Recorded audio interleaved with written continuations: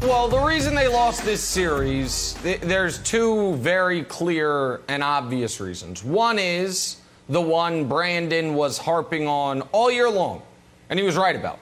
And that's the lack of reliability on Anthony Davis's health. It's obvious this series, the 2 games the Lakers won, AD was excellent. The 4 they lost, 2 of which essentially he didn't play in, 2 of which he was bad in. So that's part of it. But the other side of it was the point I had been making all year, which was I don't really think they need a great Anthony Davis in many of these series because they have playoff LeBron James. And the Lakers did not have playoff LeBron James this series. And that, to me, is the most interesting question moving forward about what will be the final act of LeBron's career. What was this playoff series the canary in the coal mine as far as what LeBron is going to look like in years 19, 20, 21? Or was this playoff series a guy who said, I can be at 90-some%, who was actually at 50% after the ankle injury? This was the worst playoff series LeBron James has played in his life other than the 2011 finals against the Mavs. And I kept waiting and thinking he was saving something for the end to where you would see him do what he has done in every elimination game for a decade. Attack, take over, get to the rim. And he wasn't able to. And when he did get to the rim, he didn't have the burst. Now, some will say that's because he's 36 in year 18, and maybe they'll be right. I think it's more likely when we saw him just 9 months ago, when he was almost 36 in year 17, dominate a finals, that he was never even close to 75% off the ankle. But with AD playing well for 2 games in this series and then being hurt, as Brandon unfortunately kind of predicted, and LeBron not looking anything like any version of LeBron we've seen in the playoffs for a decade, Lakers were cooked. And Devin Booker, going NBA Right. Jam on fire certainly didn't help. So that's what happened. It's not that complicated, and I do give Brandon credit. And I think this is where, and I'm not trying to filibuster here, Brandon, but let me be sincere here for a moment.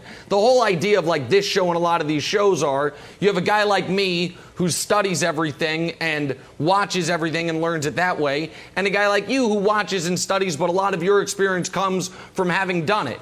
And you as the athlete who has been banged up, who has seen when a guy's body isn't right, you were far more concerned than I was willing to be that Anthony Davis just ain't going to be right this year.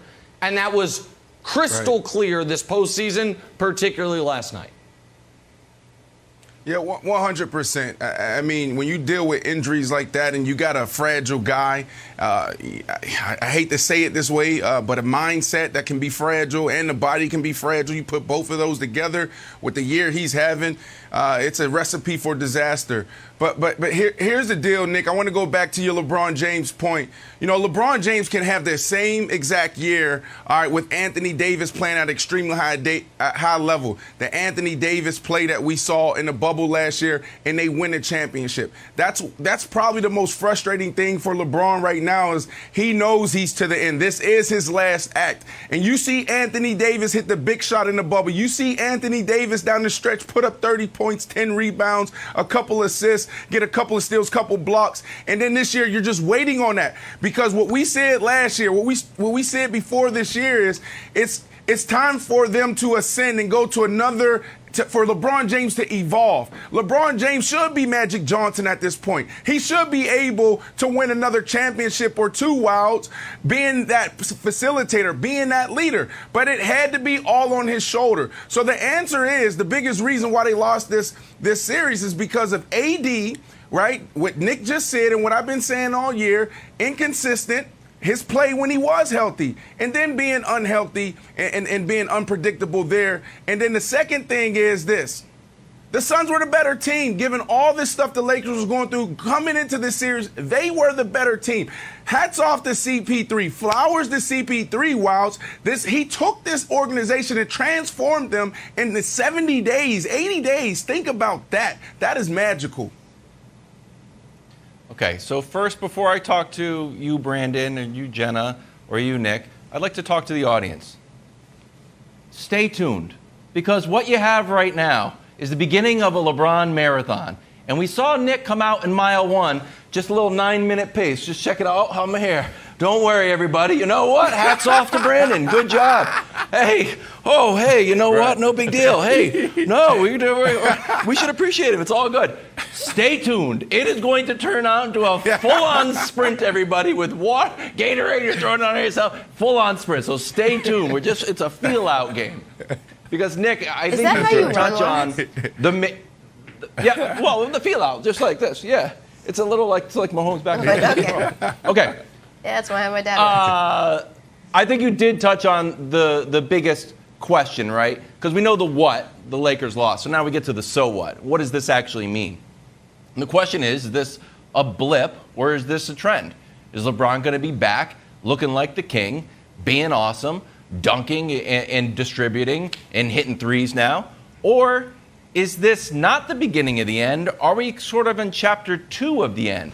I thought Mark Stein went up to 10,000 feet and said, hey, let's look at the last 3 years of LeBron's tenure here. We missed the playoffs, won a chip, and now lost in the first round. And we know that he's been the greatest human walking the earth at playing basketball for over 2 decades. But there's also an emphasis on the word human. We know that he finished not too many shots at the rim, Nick. He didn't get to the line a lot. He hit a lot of threes. So optimistically, we're seeing a new LeBron. This is like, you're in your kind of, Larry Johnson phase where you used to be this dominant physical force and now you're making 4-point plays. Pessimistically. Yeah. Well, I called Larry Johnson because you guys took an L too, so it's like a nice combo. Yeah, okay. All right, yeah. But optimistically, we saw how LeBron is going to play. And I think he could play till he's 40 like this. So I guess the big question for me is, coming out of this, do you feel pessimistic about LeBron's future to win the championship and chase Jordan? Or do you feel optimistic that we saw a blueprint from how he can continue his legacy?